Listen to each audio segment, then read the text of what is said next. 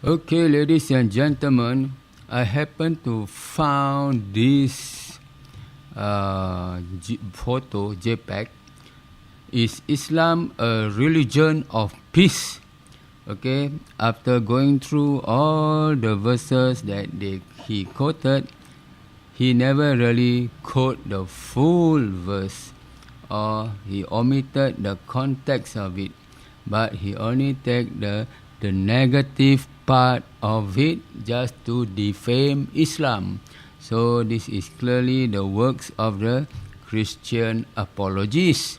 Okay, let's just go to the one by one, go through one by one, see if they really did that. That means they only take the verse or the sentence or the statement out of the context. Okay, and in 2191 he quoted, "Slay the unbelievers wherever you find them." Okay, to the uninitiated you will think, oh, this is Islam, then it is not a religion of peace.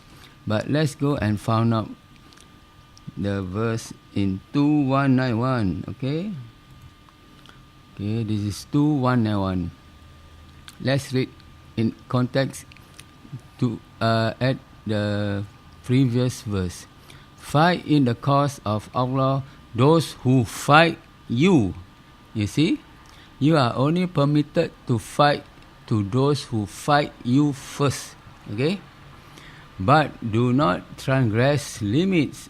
See, Allah said, do not be the initiator of the fight. But if they fight you first, if they started the fight, then you have to fight back. Okay? For Allah love not transgressors. You see, if you are the first to initiate the fight, then you are considered the terrorist, the transgressor. And slay them wherever ye catch them, and turn them out from where they have turned you out. You see? So if they pick your right eye, you must also pick his right eye. You know? You understand what I'm trying to say? If he slap you with the right hand, you must slap him back with your right hand. Okay?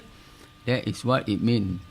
For tumult and oppression, tumult is like bully, and oppression, also bully, are worse than slaughter.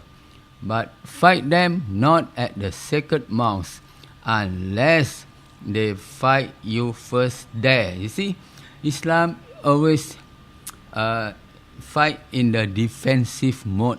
We will never aggressively fight like the Inquisition, you know.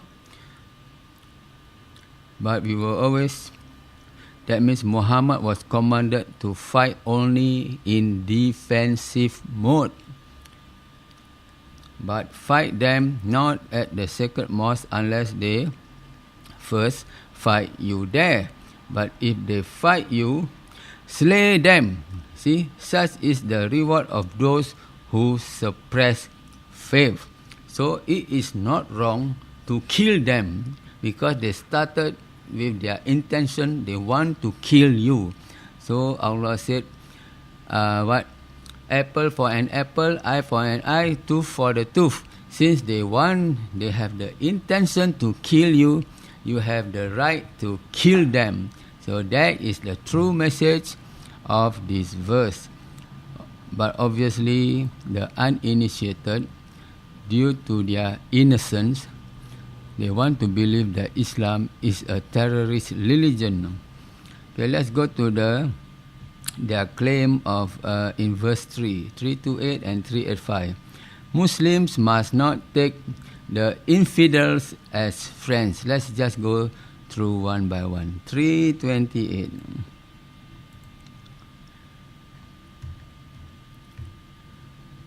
328. Okay.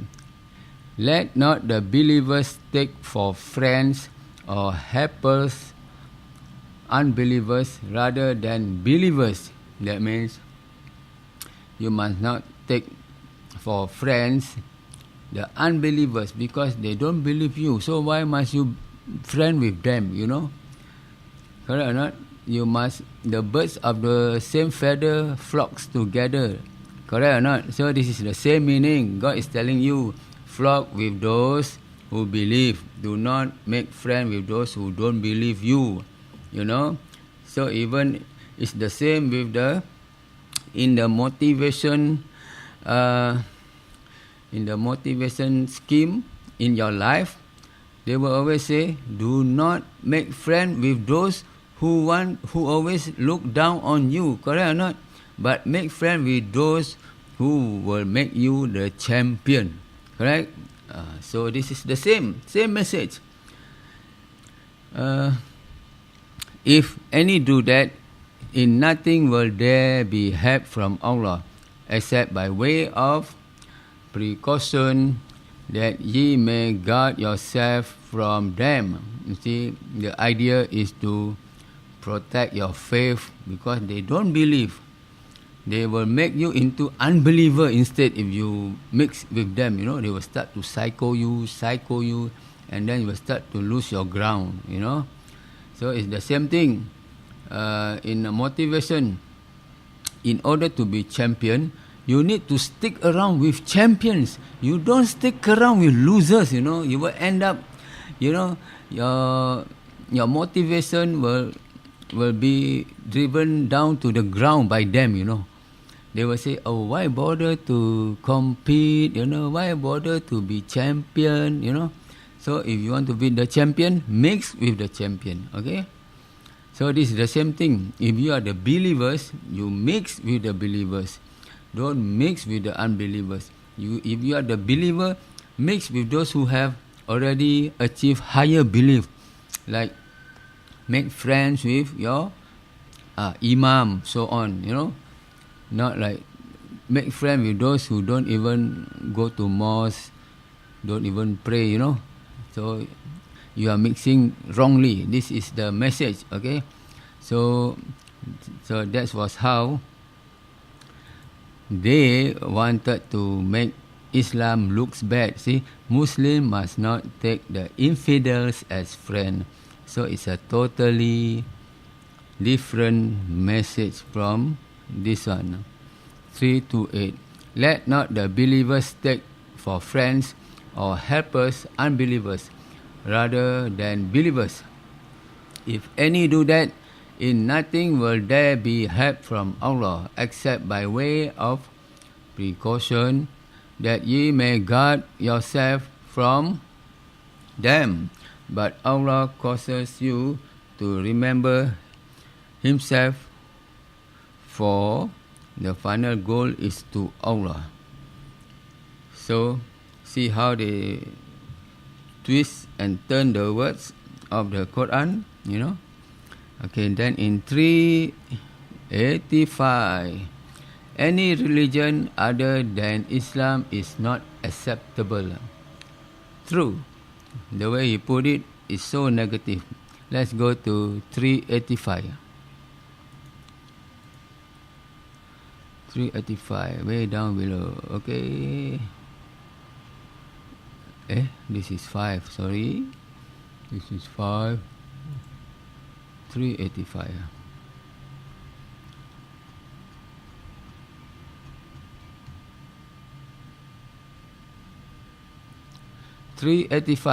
If anyone desires a religion other than Islam, submission to Allah, never will it be accepted of him, and in the hereafter he will be in the ranks of those who have lost all spiritual good.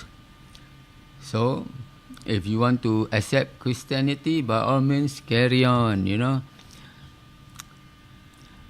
So, this is the actual verse compared to the one that he wrote, you know. It's so negative.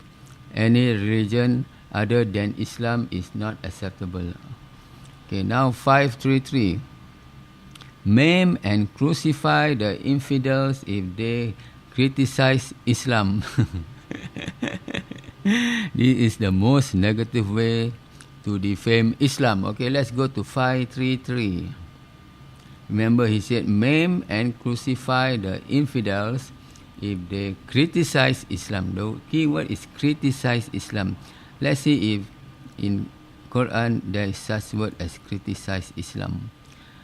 533. One more. 33, okay? 533. The punishment of those who wage war. You see? You listen carefully. The punishment of those who wage war. Where is the part that it says criticize Islam? Don't have. You see? See how they really twist and turn the word? So if you believe them blindly, then you are lost. The punishment of those who wage war against Allah and His Messenger and strive with might and maim for mischief, maybe aim for mischief through the land is execution or crucifixion or the cutting off of hands and feet from opposite sides or exile from the land. That is their disgrace in this world, and a heavy punishment is theirs in the hereafter. So where is the part that it says maim and crucify? Maim, is that a word? This is M-A-I-N, main, and main for mischief. Main. Okay. Let's go back to what the infidels, the Christian apologists said. Maim and crucify the infidels if they criticize Islam. You see, it's totally different. Totally different. Here it says, if the punishment is talking about the punishment for those who wage war with God and the messenger. Those who wage war. He never say criticize Islam. So if someone, a Christian, verbally criticize Islam, that is not a war, okay? That is not a war. That's just criticism. And then we can always adopt what Jesus said. Turn the other cheek, turn the other cheek. Left cheek, okay? Now let's go to the next one. 812. Terrorize and behead those who believe in scriptures other than the Quran. You see, you read properly, you memorize. Terrorize and behead those who believe in scriptures other than the Quran. 812. Okay, let's go to 812. Remember, thy Lord inspired the angels with the message, I am with you. Give firmness to the believers. I will instill terror into the hearts of the unbelievers. Smite ye above their necks. Smite them above their necks and smite all their fingertips off. So let's go to the previous verse. Remember, he covered you with a sort of drowsiness to give you calm as from himself, and he caused rain to descend on you from heaven to clean you therewith, to remove from you the stain of Satan, to strengthen your hearts and to plant your feet firmly therewith. Okay, let's read the next one. This because they contended against Allah and His Messenger. If any contend against Allah and His Messenger, Allah is strict in punishment. So it's actually 812 and 813. Let's go back. What did the innocent fellows said? Terrorize and behead those who believe in scriptures other than the Quran. So see, there's nowhere that it says to that effect, okay? So see how the Christian, they want to go about lying, you know. So 12 and 13. Remember, thy Lord inspired the angels with the message, I am with you. Give firmness to the believers. I will instill terror into the hearts of the unbelievers. Smite ye above their necks, that means chop off their head, and smite all their fingers tips of them. So where is the part that if you read other scripture than the Quran? So where is it? See? You see how they really want to twist and turn? Come on, if you want to learn Islam, do not learn from the Christian apologies, okay? Their interest is to protect the church tithe income, okay? That's it. They are not interested in your salvation. They can tell all lies about salvation to you. But their first priority, they have to save their self, that they must have money on this earth to survive. That is their salvation on this earth. So let's go to next one. 860. Muslims must what? Master all weapons to terrorize the infidels. Muslim must master all weapons to terrorize the infidel. 860. Let's go to 8. The same one. 860. Oh, where? Faster. 860. Okay. Against them, make ready your strength to the utmost of your power, including steeds of war, to strike terror into the hearts of the enemies of Allah and your enemies, and others besides, whom ye may not know, but whom Allah does know. Whatever ye shall spend in the cause of Allah shall be repaid unto you, and ye shall not be treated unjustly. So where does it says in a sense that you must make ready your strength of the utmost of your power, including steeds of war. So where did it says you have to sharpen up your sword, to kill? And where did it says Muslim must master all weapons? Where does it say weapons?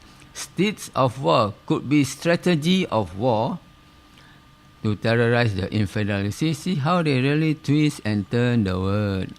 So don't ever believe these people. And how about 865? The unbelievers are stupid. Urge the Muslims to fight them. 865. The unbelievers are stupid. Urge the Muslim to fight them. Okay, 865. Let's go, 865. 865. O Prophet, rouse the believers to the fight. Rouse the believers, of course. As a leader, you must rouse, lift the spirit of your warriors. Just like Alexander the Greek gave the speech, okay, before the fight. If there are 20 amongst you, patient and persevering, they will vanquish 200.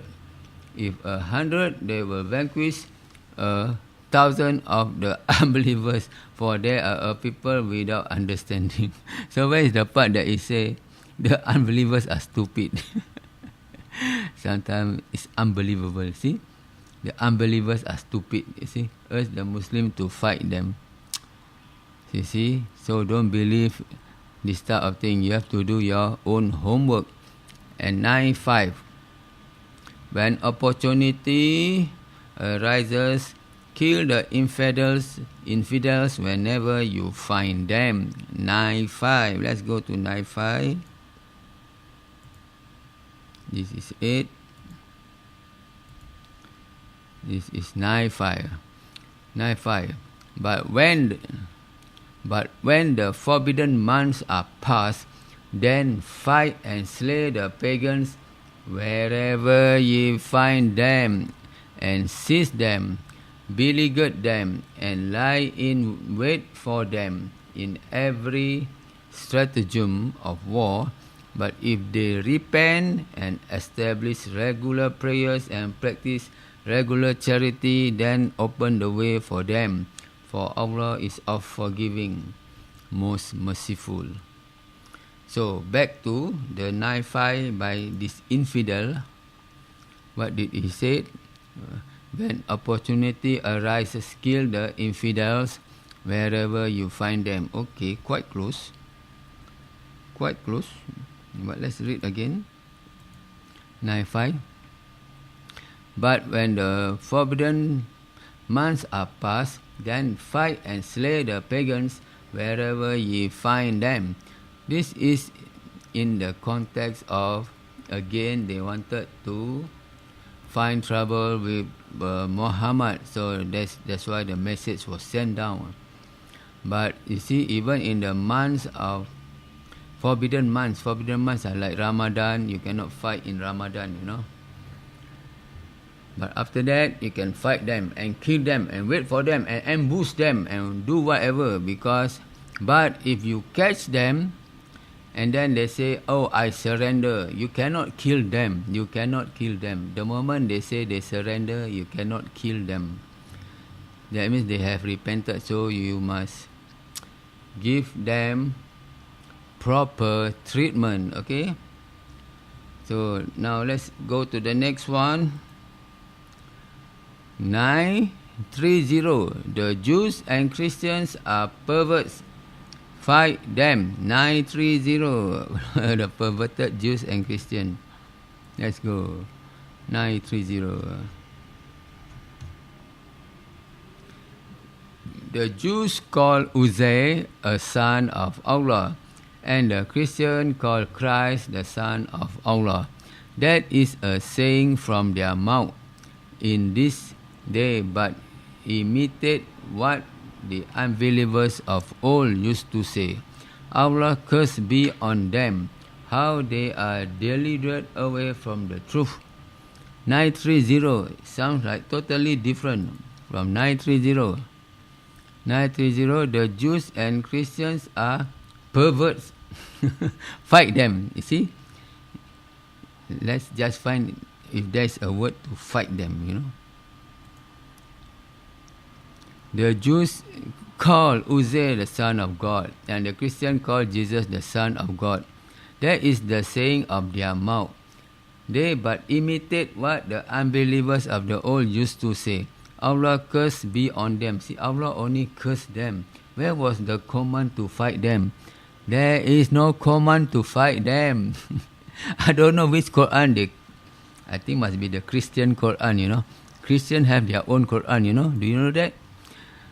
Their version are like this, exactly the same like this. 9:1-2-3. Make war on the infidels living in your neighborhood. This is interesting. 9:1-2-3. Okay, let's go. 9:1-2-3. 9:1-2-3. Oh, it's very far away. Let's go down. Quick. 9:1-2-3. 9:1-2-3. Come on. Let's go. Oh, it's really far away. Come on. 9:1-2-3. Overshot. 9:1-2-3. Okay.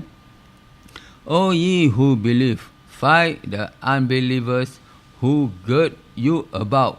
What is the meaning of gird you about? Who bully you about, for nothing. You just, bang the believers, with their shoulder, and let them find firmness in you, and know that Allah is with those who fear Him. So, if the infidels bully you first, you can always slap their bloody face, okay? That is to show you are firm. Make war on the infidels. Where is the make war? Make war on the infidels. There's no such thing as make war on the infidels. Where is the word make war? Only fight the unbelievers who gird you about. What's the meaning of gird? Okay, if I slap you for nothing, that's the meaning of gird, So totally, the Christian Quran, that's why it's spelled not with Q but with K. K stands for Christian. This is the Christian version of the Quran. Okay, let's go to 22:19. Punish the unbelievers with garments of fire, hook iron rods, boiling water, melt their skin and bellies. So this is maybe talking about the hell, the hereafter. 22:19. These two antagonists dispute with each other about their Lord, but those who deny their Lord, for them will be cut out a garment of fire over their heads, will be poured out boiling water. Okay, so this basically, let's go to the first one. See you not that to Allah bow down in worship all things that are in the heavens and on earth, the sun, the moon, the stars, the hills, the trees, the animals, and a great number among mankind. But a great number are also such as are fit for punishment, and such as Allah shall disgrace. None can raise to honor, for Allah carries out all that He wills. These two antagonists dispute with each other about their Lord. So who are disputing about their Lord? Okay, it's the Christian, right? The two antagonists. But those who deny their Lord, these two antagonists could be the pagan and the Christian, because pagan believe in many gods and the Christian also believe in Trinity. So they are both the same. They are both pagan.